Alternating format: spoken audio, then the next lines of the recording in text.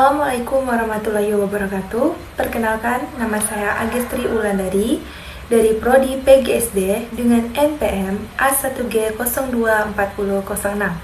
Di sini saya akan membacakan cerita pendek yang berjudul Kiki si Cahaya Jeli, Mata Kuliah Keterampilan Berbahasa. Kiki si Cahaya Jeli. Di balik tirai malam yang gelap, lembah bunga sakura bersinar. Bukan oleh bulan, melainkan oleh ratusan kunang-kunang. Di antara mereka, hiduplah Kiki, seekor kunang-kunang yang paling mungil, dengan cahaya yang sangat redup, hampir tak terlihat. Seperti percikan bintang yang hampir padam.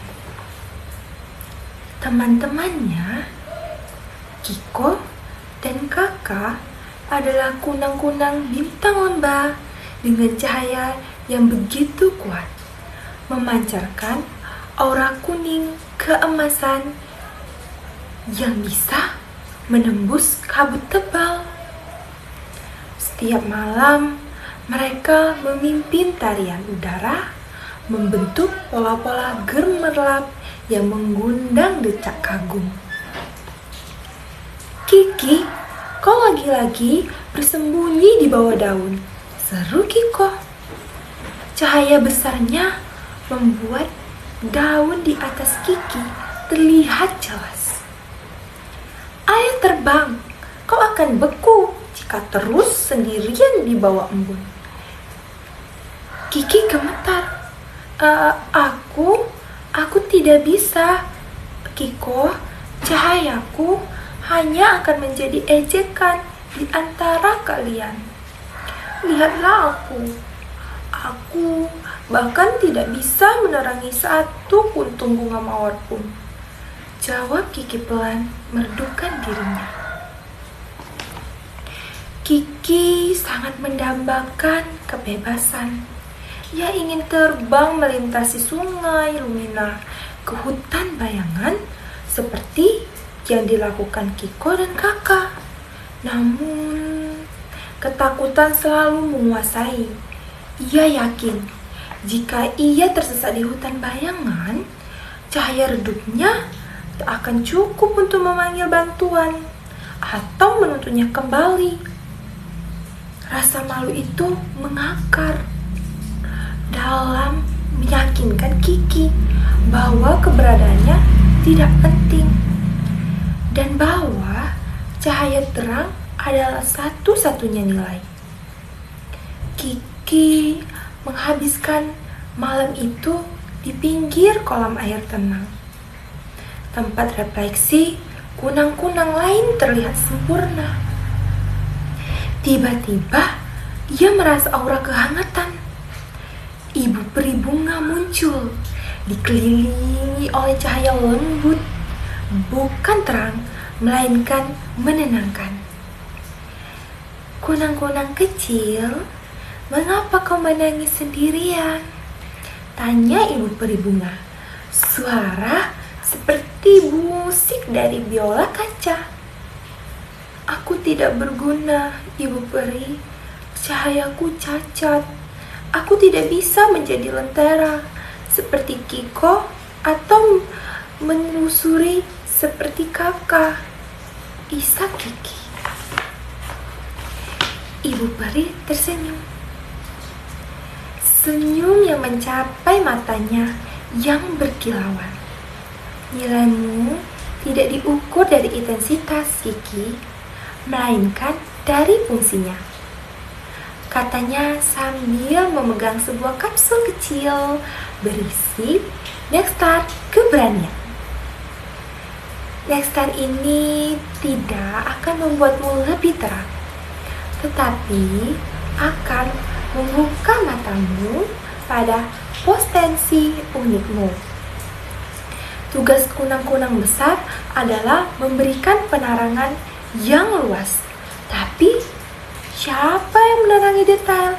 Siapa yang akan melihat yang tersembunyi? Seru ibu peri. Kiki meminum nektar itu. Rasa manis membangkitkan tekad kecil di hatinya. Dengan hati berdebar, Kiki terbang menuju hutan akar beringin. Cahayanya terasa lebih hangat. Dipenuhi tekad, di sana ia bertemu Timo, si tikus pekerja keras yang nangis putus asa. Aku kehilangan cincin harapan milik nenek. Aku sudah minta tolong Kiko dan kakak, tapi mereka bilang akarnya terlalu gelap. Mereka hanya membuat bayangan menakutkan. Keluh Timo.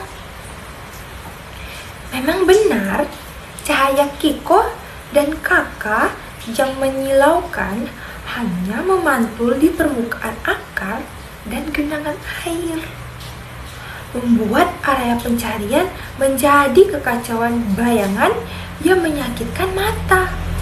Mereka hanya bisa melihat hal-hal besar, bukan detail. Kiki menarik nafas. Ia terbang masuk ke celah-celah akar yang sempit. Tempat cahaya lain bisa menjangkau. Cahaya redupnya adalah keunggulannya. Cahaya yang tidak memantul, cahaya yang menyelip, fokus, dan stabil menembus bayangan gelap yang diciptakan oleh akar. Kiki menyinari setiap lekukan dan akhirnya ia melihatnya. Cincin harapan kecil seperti tetesan embun beku, tersangkut di serat akar yang paling halus. Aku menemukannya, seru Kiko. Timo melonjak gembira. Ia sadar hanya bau lembut cahaya adalah bentuk presisi.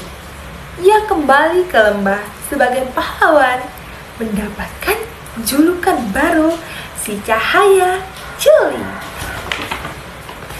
Setelah insiden cincin, Kiki menjadi sibuk.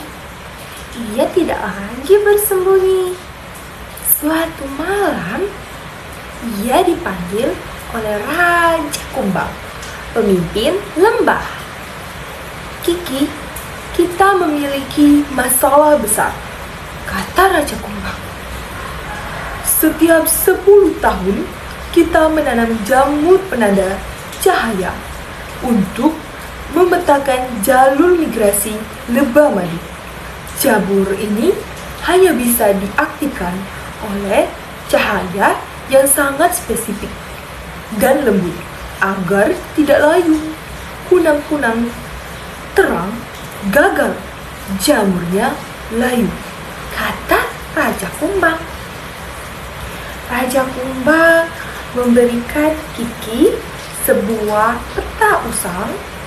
Tugas Kiki adalah terbang melintasi seluruh dan menyinari setiap jamur penanda. Ini adalah tugas terberat, mempertahankan identitas cahaya yang tepat selama perjalanan panjang. Kiki terbang sendirian ke jantung hutan. Jamur penanda itu kecil dan tumbuh di tempat tersembunyi. Kiko dan kakak mempertawakan tugas itu.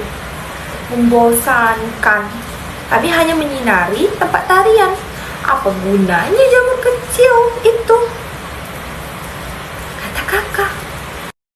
Namun, Kiki tahu betapa pentingnya hal ini. Ia harus menyeimbangkan rasa lelahnya agar cahayanya tetap stabil. Jika ia terlalu lelah, cahayanya akan berkedip, jamur akan layu. Jika terlalu bersemangat, cahayanya akan terlalu terang.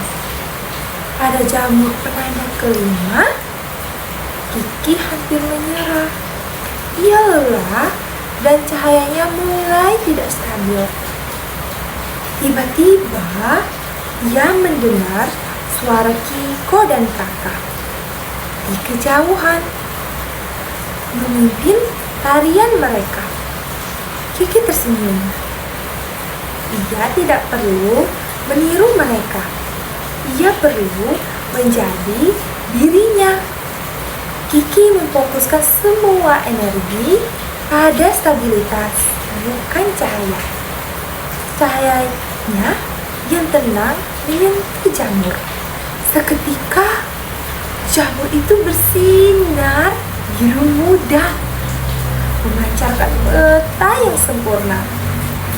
Kiki telah berhasil. Keesokan paginya, Raja Kumbang mengumumkan keberhasilan Kiki. Peta yang dibuat oleh jamur penanda cahaya menyelamatkan lebah madu dari jalur beracun dan memastikan panen nektar yang melimpah. Kiko dan Kakak yang telah melihat peta itu di jamur penanda terkejut.